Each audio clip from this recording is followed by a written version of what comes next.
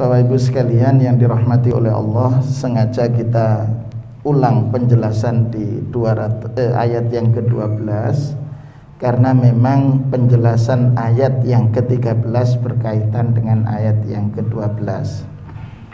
Allah Subhanahu wa ta'ala menjelaskan kepada kita bahwa Allah telah membuat perjanjian dengan Bani Israel. Wa ba'athna minhum 12 naqiba. Kemudian Allah mengutus dari mereka sebanyak 12 nakib. Nakib itu adalah orang pilihan. Dari ayat ini Bapak Ibu sekalian, ini yang menjadi tambahan penjelasan saya. Dari ayat yang menjelaskan bahwa Allah mengutus dari mereka 12 orang, itu mengingatkan sebagaimana yang disampaikan oleh Al-Imam Ibnu Katsir rahimahullah, mengingatkan dengan peristiwa Bai'atul Aqabah. Bai'ah Aqabah yang pertama, di mana di situ ada 3 orang dari suku Aus, kemudian 9 orang dari suku Khazraj. Mereka mewakili penduduk Madinah.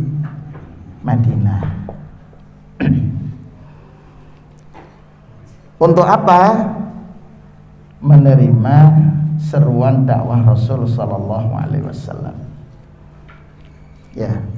Dari sini kemudian Imam Ibnu Katsir rahimahullah menjelaskan tentang pandangan berkenaan dengan kepemimpinan, yaitu sistem khilafah di masa Rasulullah sallallahu alaihi wasallam. Di mana penjelasannya Rasulullah itu mengatakan seperti yang dikutip oleh atau yang disampaikan juga oleh Imam As-Suyuti rahimahullah, al-khilafatu 30 aman. Riwayat dari ada satu riwayat menyatakan al-khilafatu 30 aman. Sistem kekhalifahan di masa itu selama 30 tahun. Thumma yakunu ba'da dzalika al-mulku.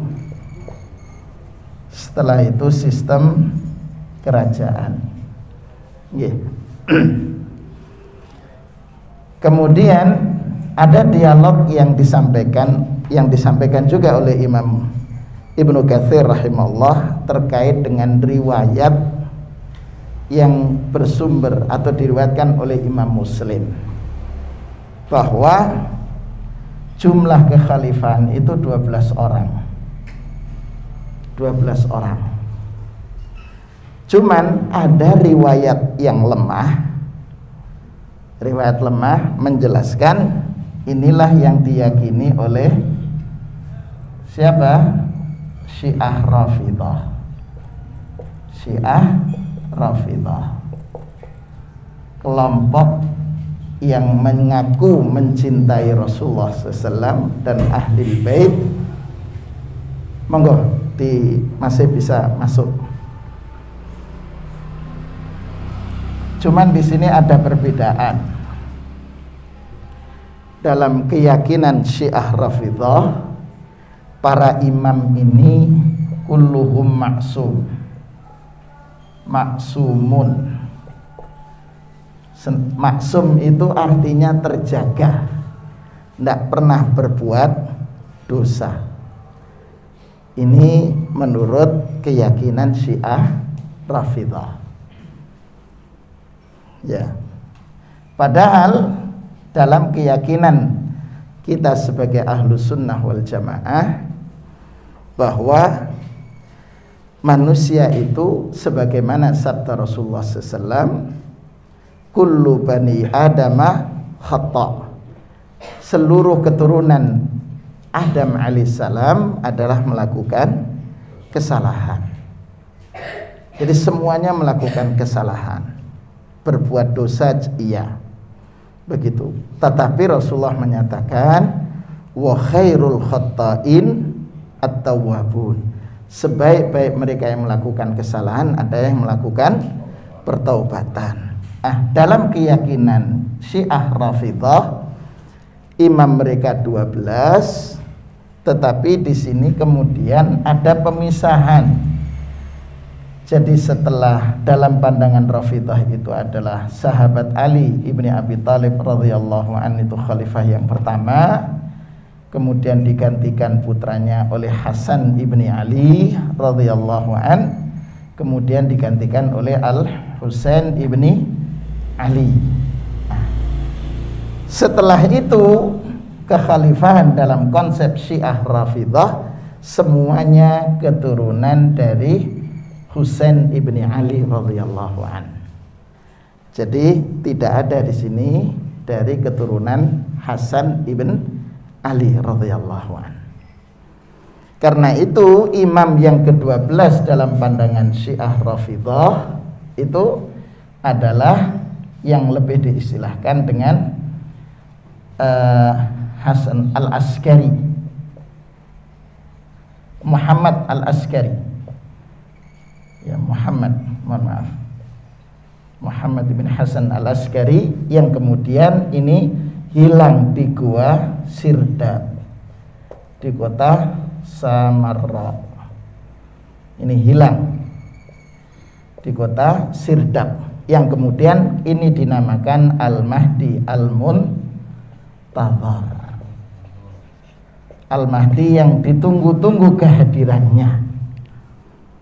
Nah, ini yang membedakan. Kalau kekhalifahan dalam Islam, dalam pandangan Ahlus Sunnah wal Jamaah, siapa Al-Mahdi Al-Muntadhar? Karena nanti berkena ketika iman terhadap hari akhir, al-iman bil yaumil akhir, iman dengan hari akhir, itu termasuk mengimani dengan hadirnya Al-Mahdi. Ya. Kemudian nanti ada namanya Imamul Muslimin. Imamul Muslimin, yaitu atau kemudian dalam keyakinan ada turunnya nuzul Isa alaihissalam, turunnya Nabiullah Isa alaihissalam.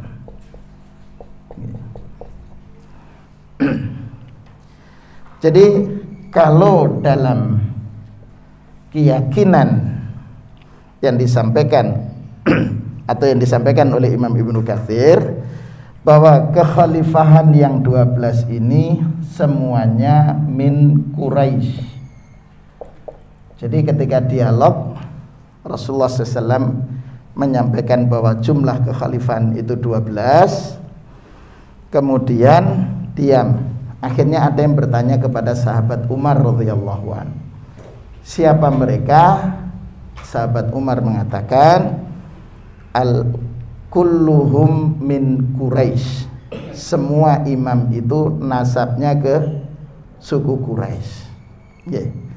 Dan Quraisy yang dimaksudkan adalah menuju dalam hal ini adalah punya sanad dengan punya jalur dengan Rasulullah SAW. Kenapa? Karena Al-Mahdi dalam pandangan Ahlus Sunnah wal Jamaah itu siapa? Disampaikan oleh Imam Ibnu Katsir, ismuhu, namanya ka ismin nabi, namanya seperti nama Rasul. Berarti nanti Al-Mahdi itu namanya Muhammad.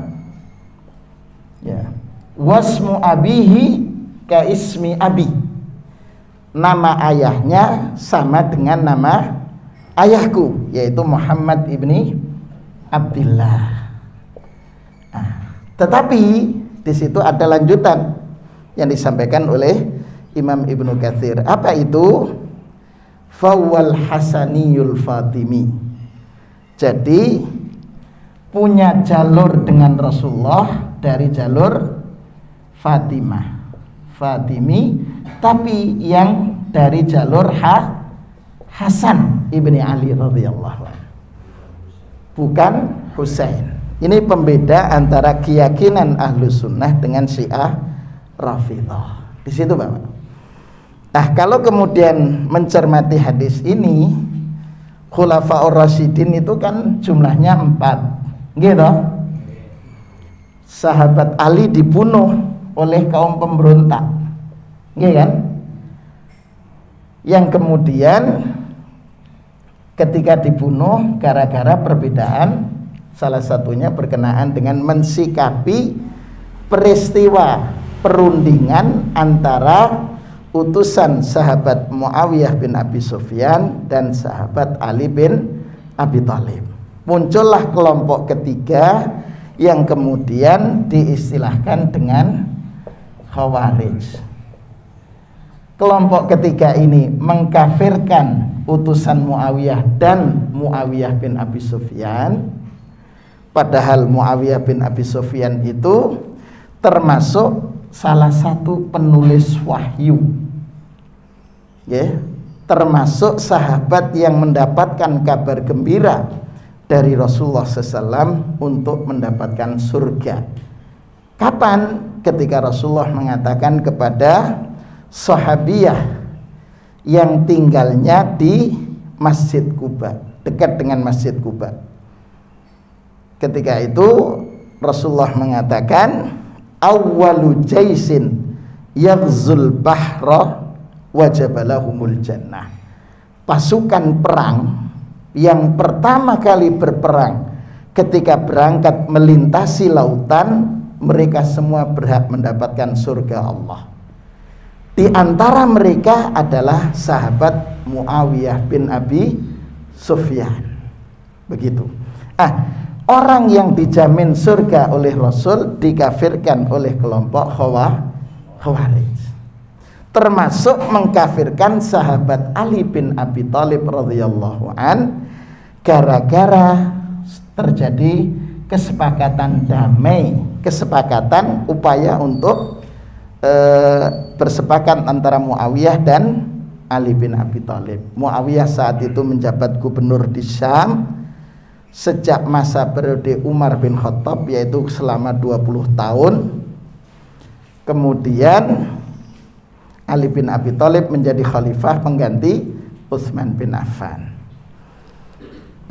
Akhirnya sahabat Ali bin Abi Thalib terbunuh oleh kaum pemberontak yang mengkafirkan Ali radhiyallahu an, mengkafirkan Muawiyah bin Abi Sufyan, mengkafirkan juga utusan yaitu Amr bin As dan Abul Hasan al-Asy'ari, Abu Musa al-Asy'ari, itu semua dikafirkan oleh kelompok Khawarij ini.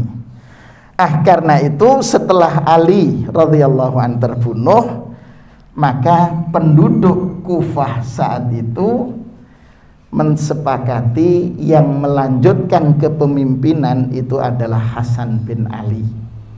Karena itu sebagian sejarawan menulis Hasan bin Ali adalah khalifah yang kelima. Begitu. Kemudian kalau mengikuti penjelasan Ibnul Arabi dalam bukunya beliau Al-Awasim minal Qawasim, dalam buku beliau itu mengatakan bahwa khilaf yang dianggap khalifah yang sukses itu dari Daulah Umayyah adalah Umar bin Abdul Aziz. Kemudian dari Daulah Abbasiyah siapa? Mutawakkil 'alallah. Al-Mutawakkil 'alallah. Ya. Al-Mutawakkil 'alallah ini sejarawan mengatakan nasirus sunnah wa qami'ul bid'ah. Khalifah yang menegakkan sunnah dan memerangi bid'ah. Apa bid'ah saat itu yang muncul? Bid'ah tentang Al-Quran dikatakan makhluk. Itu untuk menurut kelompok yang saat itu, yang kemudian akhirnya sahabat Abdullah bin Abbas yang kemudian berdialog dengan mereka. Mohon maaf, ini di masa Mutawakkil 'alallah, berarti setelahnya. Alhasil kemudian terjadi dialog yang kemudian ada muridnya Hasan al-Basri, yaitu Wasil ibni Atha al-Mu'tazili. Jadi Bid'ahnya kelompok bid'ah saat itu adalah kelompok Mu'tazilah yang lebih mendahulukan logika akal daripada dalil nas Quran dan sunnah. Karena itu diperangi oleh Mutawakkil 'alallah dan dikenal oleh para sejarawan sebagai khalifah yang keberapa berarti? 7. Karena yang kelima adalah Hasan ibni Ali, yang keenam Umar bin Abdul Aziz, dan yang ketujuh Mutawakkil. Berikutnya siapa? Wallahu a'lam. Itu yang ingin saya sampaikan, tambahan penjelasan berkenaan dengan wa ba'atsna minhum 12 naqibah. Jadi jelas nggih bahwa ada perbedaan keyakinan yang diyakini oleh Syiah Rafidhah dengan keyakinan Ahlus Sunnah wal Jamaah. Jadi ada perbedaannya di situ. Bapak Ibu sekalian, kemudian Allah mengatakan wa qala Allahu inni ma'akum. Di sini ma'iyatullah. Ya, ma'iyatullah. Bersamanya Allah. Ya, Allah membersamai orang-orang mukmin. Kapan seseorang mendapatkan ma'iyatullah? Ketika lain aqamtumus shalah, ketika menunaikan salat. Yang kedua apa? Wa ataitumuz zakah, ataitum az-zakah. Bapak Ibu sekalian, napa? Ngeten. Nggih. Wa ataitumuz zakah, mereka yang menunaikan zakat. Di Indonesia nggih 2000, di negara kita ini 2020 kemarin ini Pak. Kebetulan saya kemarin mengikuti webinar yang dilakukan oleh Majelis Ulama Jakarta, tetapi pakai webinar, tidak bisa datang ke lokasi sampai nanti hari ini insyaallah.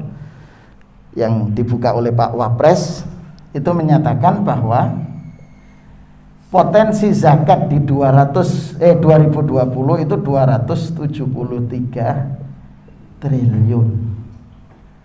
Baru yang bayar itu 13,7 triliun. Berarti sekitar 3, sekian persen. Nggih. Jadi belum ada 5% yang bayar zakat. Bisa jadi kita berhusnudzon mereka membayar tetapi tidak terlaporkan. Itu bisa jadi. Nggih.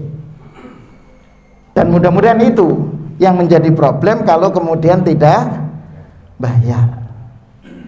Kalau tidak bayar zakat itu kan ancamannya berat. Yauma yuhma 'alaiha fi nari jahannam. Jadi nanti dipanggang seperti kambing gulai itu. Kambing guling, nggih. Yuhma 'alaiha fi nari jahannam.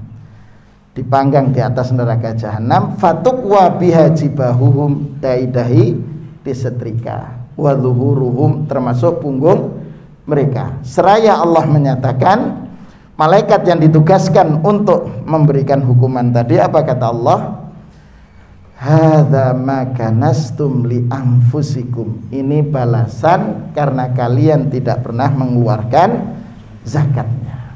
Fadzuqu ma kuntum taknizun. Maka rasakanlah dengan sebab kalian menimbun dan tidak mengeluarkan zakat. Jadi kalau potensi zakat ini terhimpun dengan baik, insya Allah tingkat orang miskin atau fakir atau miskin itu akan minim. Kenapa? Karena zakat terdistribusikan, dan insya Allah maling-maling itu tidak ada. Kenapa? Karena mereka sudah hidup sejahtera. Karena tersupport, yang kaya butuh orang miskin, gitu. Yang miskin memerlukan uluran dari orang kaya. Jadi kalau semua itu berjalan baik. Problemnya Bapak Ibu sekalian, kita ini terkadang belum yakin. Sudah mengimani janji Allah, tetapi pada saat praktek kita belum meyakini betul terhadap janji Allah. Apa itu? Allah kan menyatakan wa ma anfaqtum min syai'in fa huwa yukhlifuhu. Sedikit pun yang kita keluarkan, kita infakkan, Allah akan ganti. Itu janji Allah, begitu. Tetapi di saat kondisi tertentu, misal ini A, B punya anak 2, A1, A2. Kemudian punya tetangga C nikah dengan D, punya anak E dan F. Si AB ini, suami istri ini, di rumahnya tersisa uang 175.000. Ini misal. E dan F ini sedang butuh dana untuk beli beras plus servis sepeda engkolnya. Untuk apa? Kerja. Dan si AB ini betul juga ada dana, tetapi sebenarnya dia butuh juga. Butuhnya 150. Nah, ketika datang ini si C dan D datang ke rumah si B menyampaikan kebutuhan untuk beli beras dan servis. Kan tidak cukup beras saja toh nggih. Ya mesti minyak goreng, nggih, tempe, ikan asin plus cabai tomat. Kan tidak cukup itu 25.000, nggih toh? Wong anaknya 4. Sekeluarga 4 orang. Tidak cukup. Terus datang kepada si B, si A ini, AB ini, pinjamnya 50.000. Padahal beliaunya perlu sekali dengan nilai 150. Kira-kira bantu minjemi si B, si C dan D, atau ini praktek biasanya. Mohon maaf ada uang cuman saya perlu jumlahnya sekian, lenjenengan perlunya 50, begitu. Padahal yang ini masih bisa ditunda besok sebenarnya. Besok bisa. Cuman lah besok untuk tekan cari sempat bingung. Disinilah ujian, Pak. Kalau kita meyakini janji Allah, kan ciri orang muttaqin itu menginfakkan hartanya fis-sarra'i wad-dharra. Ketika dalam kondisi lapang, ketika dalam kondisi sempit.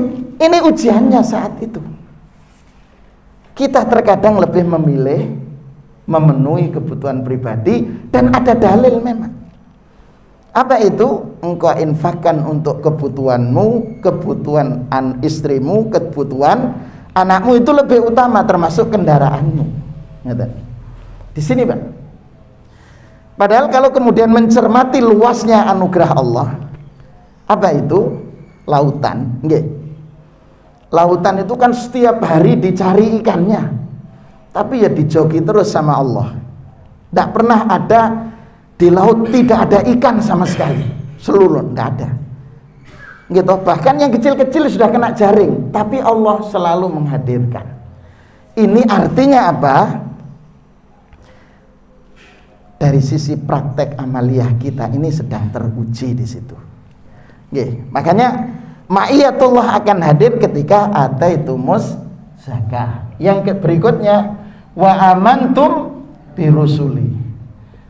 Amantum birusuli. Mengimani seluruh utusanku.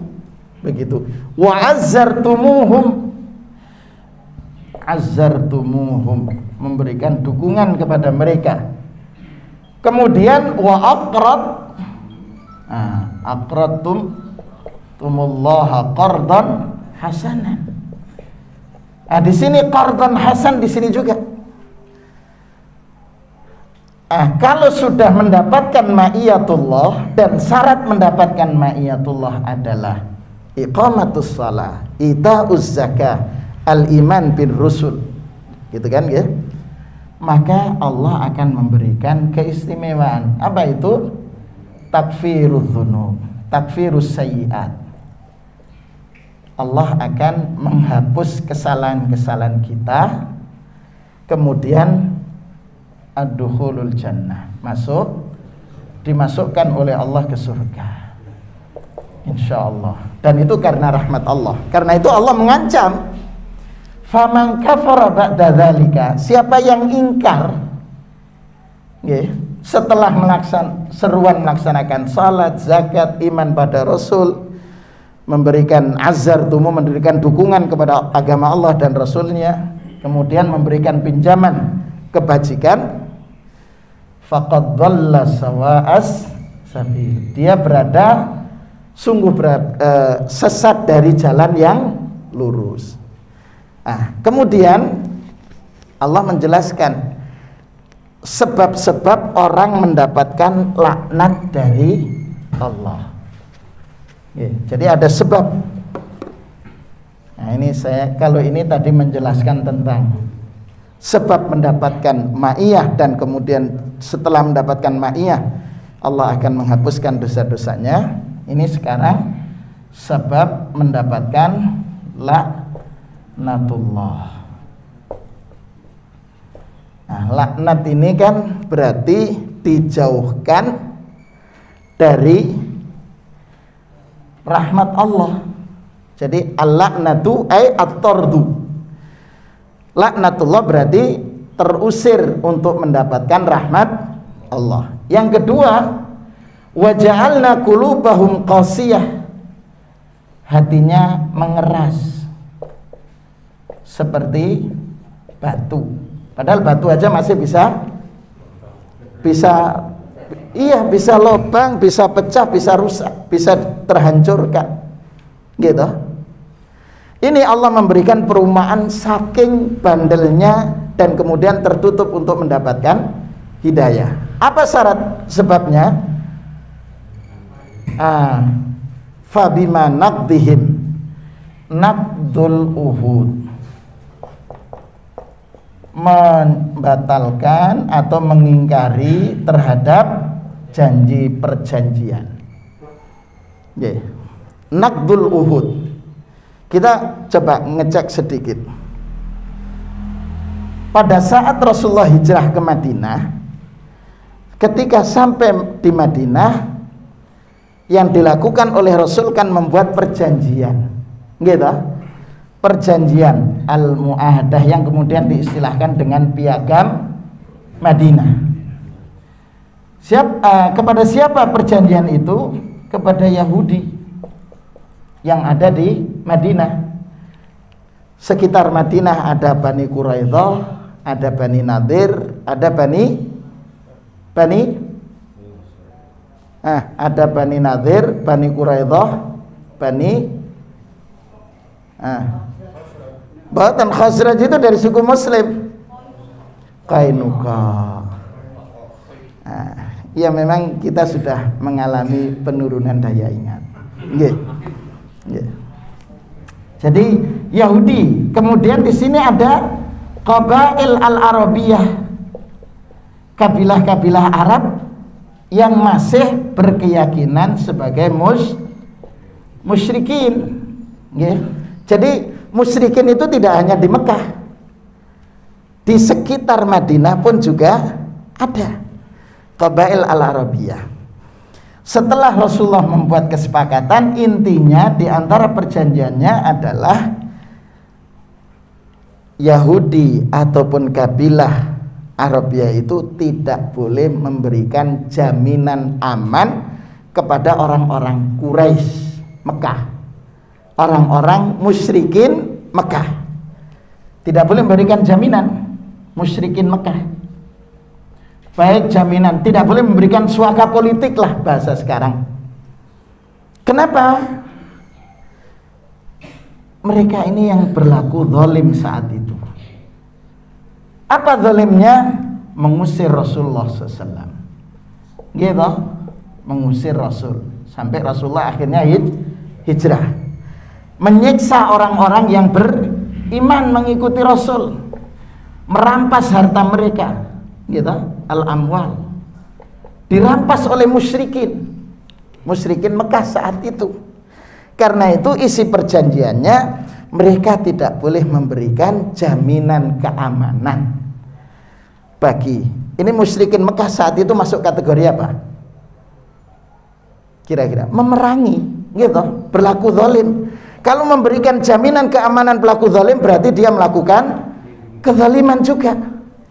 Makanya Bapak Ibu sekalian, ketika kemudian terjadi perang antara Rasulullah dengan mereka, itu bukan karena memerangi orangnya, tetapi memerangi karena kezaliman mereka, menghalangi orang untuk memeluk agama Allah, menyiksa orang-orang yang beriman kepada Allah dan Rasulnya. Tapi apa yang terjadi? Komunitas Yahudi ini membantu musyrikin pada saat perang Ahzab atau perang Khandaq, gitu. Nah, baik sebagai mata-mata atau terlibat dalam medan perang, begitu. Karena itu setelah peristiwa perang Ahzab, selesai sholat subuh, kalau sekarang dekat Pak, Masjid Nabawi dengan tempat lokasi peristiwa perang Ahzab itu dekat, paling 3-4 kiloan. Itu sekarang mungkin 5 menit, 7 menit udah nyampe. Nah, kalau dulu kan tidak bisa karena semuanya gunung, gitu. Untuk menempuh ke situ butuh waktu yang cukup lama. Nah, Rasulullah SAW selepas sholat subuh, ketika sudah berdasarkan informasi dari Hudzaifah ibn al-Yaman, orang-orang musyrikin dan kabilah lain meninggalkan Mekah dari peristiwa perang Ahzab itu, maka selepas sholat subuh Rasulullah kembali, dan kemudian selepas sholat zuhur Rasulullah langsung berangkat untuk memberikan hukuman kepada Bani Quraidah. Kenapa? Terlibat dengan musyrikin Mekah memerangi. Coba jenengan bayangkan, misal ini kita tinggal di Kedupok, kecamatan Kedupok. Di kecamatan Kedupok itu kan ada beberapa kelurahan. Di Jrebeng Wetan, kelurahan Kedupok itu basis kaum muslimin. Kemudian misal ini di Jrebeng Kulon, kemudian mana lagi? Kareng, ya itu pokoknya daerah situ itu ada komunitas Yahudi, ada Bani Nadir, Bani Qainuqa, ada Bani Quraidah. Mereka melakukan transaksi bisnis dagang itu ke masjid, ke Madinah. Kira-kira apa yang terjadi? Mereka pun berfungsi sebagai mata-mata bagi musyrikin. Kan kata Rasulullah harus memastikan aman.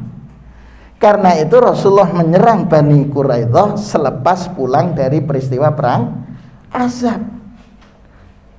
Di saat musyrikin sedang perjalanan menuju Mekah, sehingga tidak mungkin mereka akan balik membantu Quraidah. Itu Masya Allah Rasulullah SAW, gitu. Sehingga memutus mata rantai, ada bantuan menuju Quraidah, begitu. Nah, karena itu mereka diberikan hukum. Contoh mereka nakdul Uhud, mengingkari perjanjian atau melanggar perjanjian. Yang kedua yang mereka lakukan, yuharrifunal kalima am mawadhi, tahriful kalam. Jadi di sini mereka merubah firman Allah yang Allah turunkan, yang Allah berikan, yang Allah turunkan kepada Nabiullah Musa alaihissalam. baik dalam kitab Taurat. Nih. Jadi begitu. Tahriful kalam, merubah ayat-ayat Allah. Yang ketiga, wa nasu hadzam mimma dzukiru bih. Lupa, an-nisyan bima dzukir. Melupakan dengan yang telah diingatkan tentang perintah-perintah Allah. Ini lupa mereka. Lupa dan melupakan. Ya. Beda kan antara yang lupa, pura-pura lupa, dan yang melupakan. Kalau melupakan itu sengaja sudah. Kalau lupa tidak sengaja. Misal berangkat ke masjid bawa kacamata, karena mau wudu diletakkan di atas tempat wudu. Masuk masjid, terus pulang. Mana kacamatanya? Hilang. Padahal lupa. Itu namanya lupa. Gitu. Kalau melupakan memang sengaja untuk tidak diingat. Berikutnya Bapak Ibu sekalian, Allah menyatakan wala tazalu tatali'u ala kha'inatim minhum. Tapi Rasulullah SAW dan kaum muslimin saat itu tetap mencermati akan pengkhianatan mereka. Jadi tidak dilupakan, tidak diabaikan. Illa qalilan minhum, kecuali sedikit di antara mereka yang memegang janji, memegang teguh terhadap perjanjian yang telah disepakati. Tidak masuk dalam barisan yang mengingkari perjanjian. Mereka-mereka yang berpegang teguh terhadap perjanjian ini, ketika kemudian melakukan kesalahan, fa'fu anhum. Perintahnya kepada siapa ini Pak? Kepada Rasul. Jadi yang melakukan pelanggaran siapa? Yahudi. Tetapi masih dia sebenarnya komitmen, cuman sempat melakukan pelanggaran. Rasulullah diperintahkan fa'fu anhum. Apalagi kalau yang melakukan kesalahan saudaranya Muslim, gitu. Mestinya sesama Muslim, fa'fu anhum. Yang kedua, wasfah, berlapang dada. Berat Pak, memaafkan itu berat. Minta maaf mudah, siapapun bisa minta maaf, gitu. Tapi memaafkan itu pribadi yang luar biasa. Sudah diperintah memberikan maaf, juga berlapang dada. Kita itu sering ngelus dada. Ya Allah, wis dia lah. Ini Masya Allah kesalahannya agak besar Pak. Naqdul ahd, ada perjanjian yang mereka. Tapi Rasulullah fa'fu anhu, wasfah, begitu kan? Kenapa? Innallaha yuhibbul muhsinin. Jadi memaafkan kesalahan dan berlapang dada terhadap orang yang berlaku salah kepadanya termasuk perbuatan ihsan. Nah, mudah-mudahan kita termasuk ini. Amin. Jadi Bapak Ibu sekalian, kenapa Allah kemudian memberikan laknat dan memastikan hati mereka keras? Karena mengingkari perjanjian, merubah firman Allah dan melupakan peringatan-peringatan yang diberikan kepada mereka. Ayat ini Bapak Ibu sekalian memberikan kita, dan ini manhaj Al-Quran, metode Al-Quran. Allah mengingatkan kita dengan perjanjian yang terjadi di Bani Israel, tapi kemudian Allah memberikan penjelasan tentang ma'iyah, kebersamaan Allah. Ma'iyatullah akan hadir. Bahkan Allah memberikan janji-janji kepada kita.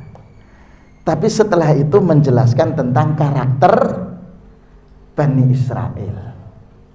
Berarti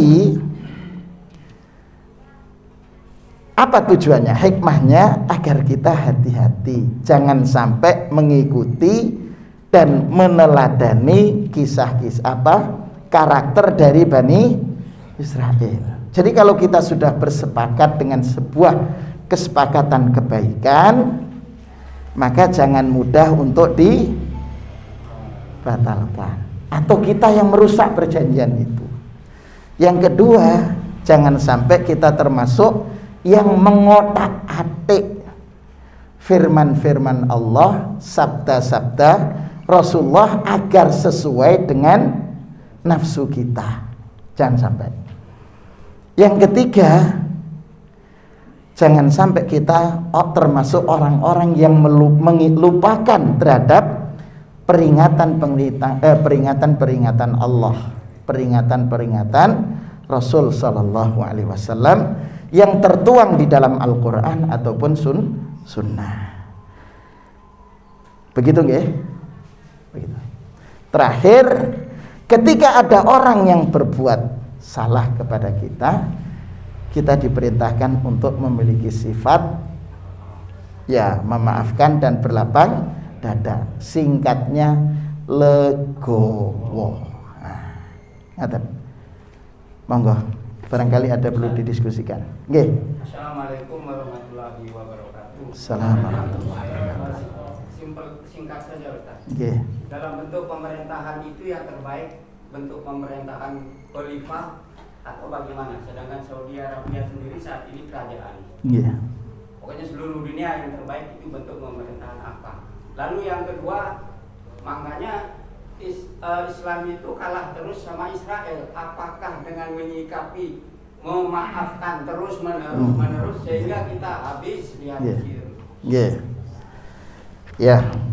Pertama, untuk masalah sistem apa yang terbaik, gitu kan? Yang jelas nanti kalau kita mau mencermati lebih jauh tentang hadis tentang kekhilafan itu, sebelum kiamat nanti akan tegak al-khilafah ala manhajin nubuwah. Nggih. Ala manhajin nubuwah. Jadi akan muncul sistem nanti di akhir yang semuanya orang merindukan itu, Pak. Kapan? Sebelum, dan ini termasuk min alamatis sa'ah, tanda-tanda kiamat. Ya, karena nanti sebelum kiamat kubro itu kan ada imamul muslimin, ya, atau kemudian bersama imam dan al-mahdi, kemudian bersama turunnya al-masih Isa alaihissalam, gitu. Al-masih Isa alaihissalam turun dalam keyakinan kita. Itu apa yang dilakukan? Ini qatlul dajjal, membunuh dajjal. Di mana? Babul Lud. Babul Lud ini ada di mana sekarang? Filistin. Di bawah kekuasaan ya Suhyunia. Suhyunia itu Zionis, Yahudi, gitu. Berarti kalau saya begini, Pak, semakin Yahudi kumpul di Palestina, berarti semakin dekat nanti akan ya hancurnya mereka. Kenapa? Karena yang membunuh Dajjal nanti Imam Muslimin bersama Al-Masih Isa alaihissalam. Dajjal ketika bertemu dengan Al-Masih Isa alaihissalam, Al-Masih ini kan nanti turun di mana? Al-Masih turunnya Manaratul Baydha, menara putih, dan ini sebelah timur kota Damaskus. Menara itu dicat lagi tahun 1970 dengan warna putih itu. Dicat lagi. Nah, di sini nanti Al-Masih turun. Kemudian bertemu dengan Imamul Muslimin. Ketika di Babul Lud, Dajjal ini ya tidak berani menatap wajah Al-Masih. Kenapa? Kalau dia menatap wajah Al-Masih, yadhubu kama yadhubul milhu. Jadi akan meleleh seperti garam diletakkan di air. Seperti itu. Setelah membunuh Dajjal, maka memberikan pilihan pengkonsumsi babi dan lainnya itu diakhiri, sehingga kemudian qiston adlan, menjadi terjadi keadilan, dan karena keadilan makmur yang luar biasa, sampai tidak ada yang berhak menerima zakat kecuali seorang, ketika diberikan menjadi orang kaya saat itu, menjadi terkaya dia. Setelah itu saking makmurnya kehidupan, apa yang terjadi? Orang sudah lupa kepada Tuhan. Jadi orang yang terbaik saat itu orang yang bisa mengucapkan la ilaha illallah. Dalam kondisi itu Allah mengirimkan angin yang berhembus dari Yaman, yang hembusannya selembut kain sutra. Saya belum pernah megang kain sutra, Pak. Lembut, itu mencabut orang-orang yang di dalam hatinya ada iman. Ketika tercabut orang-orang yang ada iman itu, akhirnya tersisa wabakia syirarul khalqi, tersisa orang-orang jahat semuanya. Disitulah idza zulzilatil ardu zilzalaha. Jadi itu, Pak. Mana yang lebih baik itu perlu kajian yang mendalam. Begitu itu. Kemudian yang kedua terkait dengan sudah terjawab sekalian Yahudi itu. Terjawab. Bukan kita memaafkan mereka, bukan. Mereka yang komitmen dengan perjanjian pernah melakukan kesalahan. Berarti hanya sekali kalau ini mengisyaratkan, itu yang diperintahkan memaafkan. Tapi yang lain seperti Yahudi Khaybar itu, Yahudi Bani Qainuqa, Bani Nadir terusir dari Madinah. Kenapa? Karena mayoritas mengingkari janji, diusir. Monggo Ustaz. Monggo. Tapi ada Pak Ali dulu Ibu. Monggo. Jadi waktu anhum wasfah. innallaha yuhibbul muhsinin. Yang dimaafkan oleh Nabi ini apa orang ini sudah beriman dan Islam, apa maksud itu? Ya, kalau penjelasan dari tafsir di sini begini. Wala tazalu, dan engkau masing ayyuhar rasul, engkau tetap taktashifu minhum khianatan lillah. Engkau terus berusaha menyingkap pengkhianatan mereka kepada Allah, wali ibadihil mu'minin, dan pengkhianatan Yahudi kepada hamba-hamba Allah yang mukmin. Illa qalilan minhum, kecuali sekelompok kecil dari komunitas Yahudi itu. Siapa mereka? Wafu bima akhadha alaihim min ahdin. Mereka yang sekelompok kecil yang tetap memenuhi kesepakatan perjanjian-perjanjian. Ya.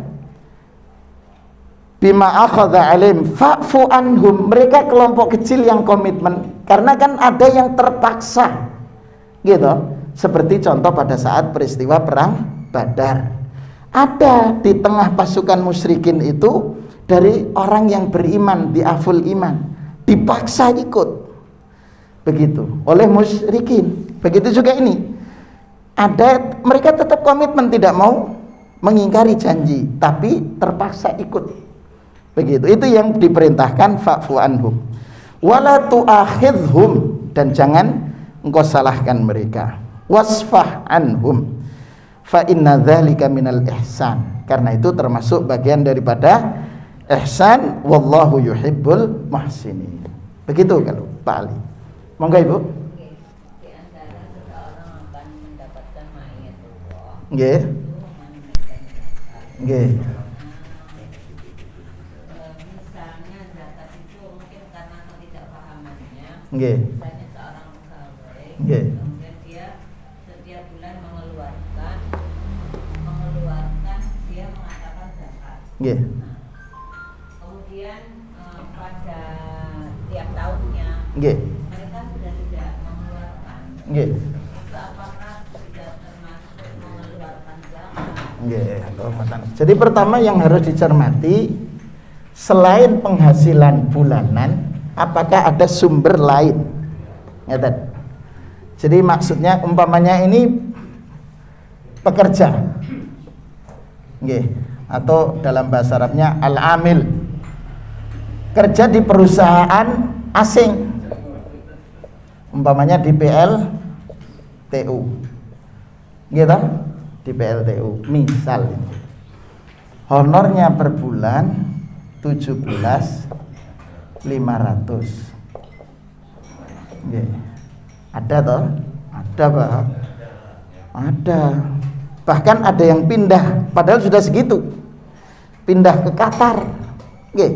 Di Qatar dapatnya 22.500 real Qatar RQ, setara dengan 108 juta. Betul. Jadi ini posisinya tinggi saat itu tahun 2003 atau 2004.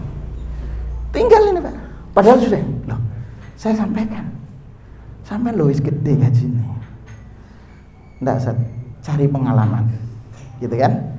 Ternyata setelah pindah di sana dapat 108 juta gitu kan ya.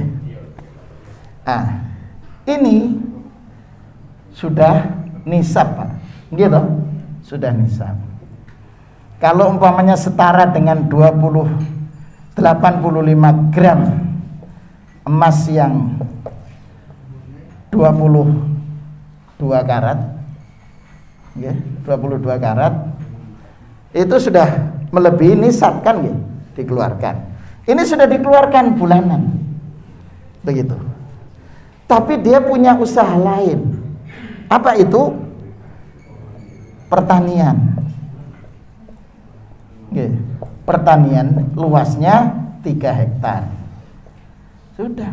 Maka apa dia cukup mengeluarkan sini? Boten. Ini dikeluarkan, ini pun juga dikeluarkan. Kapan? Setiap kali panen, begitu. Tapi kalau tidak ada sumber lain kecuali ini, ya sudah, itu yang sudah dikeluarkan. Jadi nanti tidak lagi mengeluarkan, tinggal mengeluarkan infak. Seperti contoh begitu. Sekap Bapak Ibu sekalian, monggo.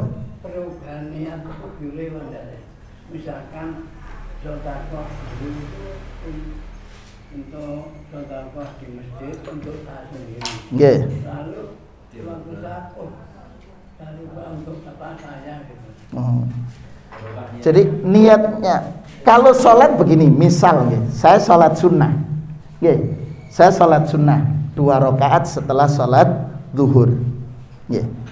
Tiba-tiba ada orang yang baru datang, nepuk, cetuk imamah dengan kita, boleh.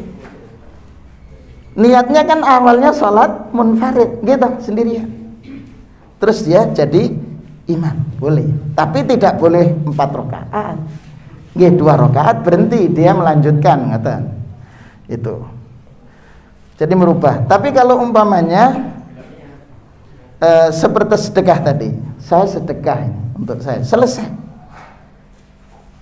Dapat 5 hari, wis tak niatno Bapak, mboten, yang tercatat jenengan. Tapi ketika jenengan itu infak, orang tua dapat pahala kita. Kenapa? Kita seperti ini jasa orang tua. Ngoten. Nggih, Bapak Ibu sekalian, alhamdulillah sudah 1 jam kita belajar. Mudah-mudahan apa yang kita lakukan Allah catat sebagai amal kebaikan kita. Kehadiran kita di majelis ini Allah jadikan sarana Allah untuk menghapuskan dosa-dosa kita. Dan mudah-mudahan Allah senantiasa tetap menganugerahkan kesehatan dan keimanan kepada kita sampai akhir hayat kita. Allah mengantarkan kita semua menjadi orang-orang yang memperoleh husnul khatimah. Dan mudah-mudahan anak dan cucu yang Allah titipkan kepada kita, mudah-mudahan menjadi anak dan cucu yang saleh dan salihat, sehingga kita bisa dipertemukan dengan mereka di surga kelak insyaallah. Dan mudah-mudahan kita bisa bersanding dengan Rasulullah SAW, karena kita melaksanakan ini sebagai cinta kita kepada Allah dan Rasulnya. Amin, amin ya rabbal alamin.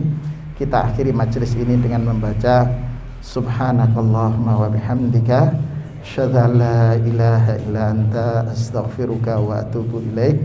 Mohon maaf atas segala kekhilafan. Walafu minkum. Assalamualaikum warahmatullahi wabarakatuh.